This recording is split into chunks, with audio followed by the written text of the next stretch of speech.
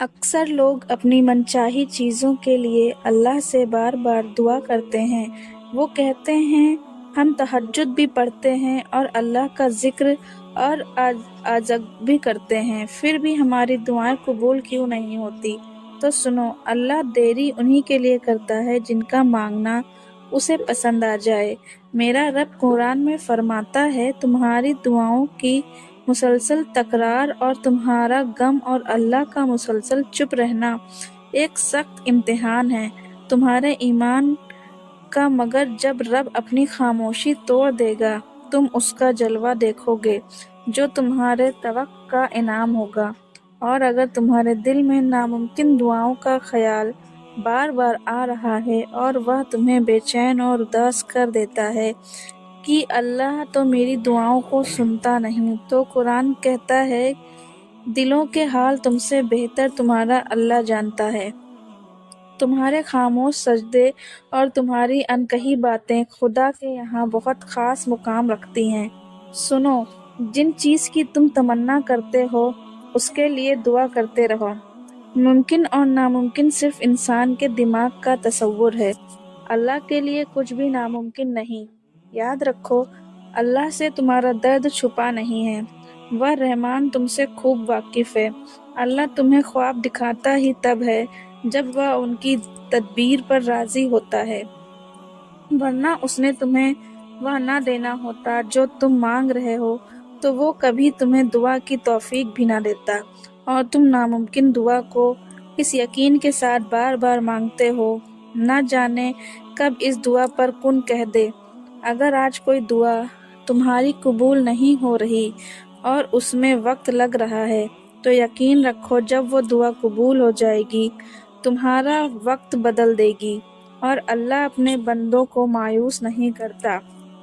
تم اپنے دل کو مطمئن رکھو، وہ تمہیں اپنی چاہت سے نوازنا چاہ رہا ہے، اور اللہ سب جانتا ہے۔ تمہارا راتوں کو اٹھ کر دعائیں کرنا، اپنی دعاؤں کی قبولیت کے لیے موج کرنا، انتظار کرنا، تمہاری طرف تمہاری جستجو، وہ کچھ نہیں بول رہا، وہ انیک تمہارے لیے موج خاص کر کے تمہارے لیے من پسند چیز سے ملوا دے گا۔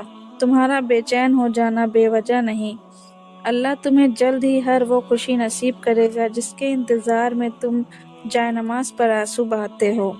نظر انداز کر دو وہ سارے وسوسے جو تمہارے دل کو بے چین کرتے ہیں کہ اللہ تمہاری دعائیں سن نہیں رہا۔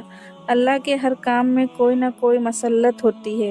کبھی کبھی اللہ ایسی حویشت میں ہمارا دل لگا دیتا ہے جن کا ملنا ہمارے نصیب میں لکھا نہیں، اور پھر فہم کہتے ہیں جب نصیب میں نہیں تو خواہش بھی کیوں؟ تو سنو، اللہ تمہیں اس مقام تک لانا چاہتا ہے جہاں صرف اس کے محبوب بندوں کا شمار ہوتا ہے۔ جہاں تک اس کی رسائی نہیں وہاں مقام ہوتا ہے، جہاں تمہارا صبر، تمہارا توکل، تمہارے آنسو، تمہارے سجدے، تمہاری عبادت ہی تمہیں اس کا پیار بناتی ہے، اور ہر کوئی اس کا پیار نہیں ہوتا۔